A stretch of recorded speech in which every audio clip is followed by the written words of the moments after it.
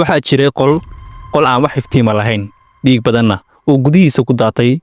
qol aan cidna seexan oo diigashaana aysan ka soo bixin iyadoo nabad qabta waxaana lagu magacaabi jiray qolkii 1046 ee Hotel President ee dalkaasi Mareykanka. haddaba soo dhawaada saaxiibayaal muuqaalkiina maanta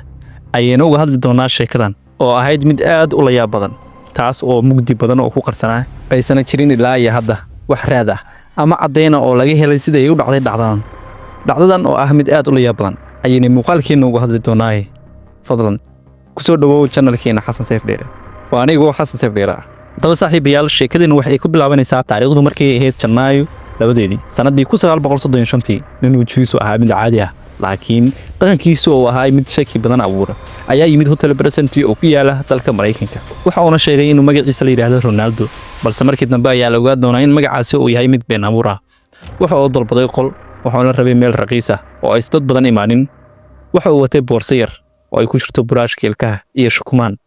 dadka shaqaalaha ayaa sheegay in uu maleynayay inuu yahay nin ganacsade ah ama qof raatiranaya shaqaalaha hotelka waxa ay la yaabeen arrimo dhowr ah waxaana kamid ahaa waxa uu si gaar ah u codsaday in taleefanka iyo nalka qolka la damiyo gabi ahaanba la jaro markasta oo qof yimaado waxa uu sheegay waxa aan sugayaa qof saaxiibkay ah ee fadlan ha soo gelinina habeenkii dad kale ayay arkayeen rag kale oo ku sugnaa qolka gudihiisa laakiin hadalkooda lama maqli jirin shaqaalaha hotelka gaar ahaan gabadhii qolka nadiifin jirtay oo lagu magacaabo Mary ayaa sheegtay in qolka had iyo jeer uu ahaa mid madow xitaa maalinkii markii ay rabtay inay nadiifisana wuxuu ahaa mid aad u fikiraya marna wuxuu ahaa mid cabsi ku jira maalmaha kamid ah waxa ay maqashay isagoo la hadlaya qof kale oo aanu muuqan waxa uu lahaay hashidii nalka waxaan sugayaa qof saaxiibayaal waxa kale oo jiray hadallo la yaab leh oo la maqli jiray gudaha qolka laakiin cidna ma ogeyn waxa ay ka hadlayaan dadkaas ama waxa ay ku sheekaysanayaan sababtoo ah qolku wuxuu ahaa mid wadansan mana aysan jirin cid ka agdhow oo wuxuu ahaa qol misig gooni ah meel ugu yaal maalinkii xigtay Janaayo 3 ayaa qolka laga maqlayay taleefanka oo dhowr jeer la wacayo goobaha la wacay ma lahan wax faahfaahin ah waxa uu lahaay ha imaanin hadda ay sug waxa laga shakiyay in uu ninkan la xiriiray dad kale oo dhismooyin kale ku sugnaa ama uu qorshe kar lahaa subaxdii hore ee Janaayo 4 saacadu markay ahayd 7 subaxnimo shaqaalihii hotelka oo doonayay in ay nadiifiyaan ayaa la kulmay wax la yaab leh qolka 1046 waa uu xirnaa gibi ahaantiisba taleefankiisana wuxuu ahaa mid go'an taas oo keentay in la furo qolka si loo dayactiro waxaana gudaha laga helay Ronaldo oo qalfooftiisu feeruhu ka jaban yihiin ugiya gacanno oo dhaawac ka muuqdo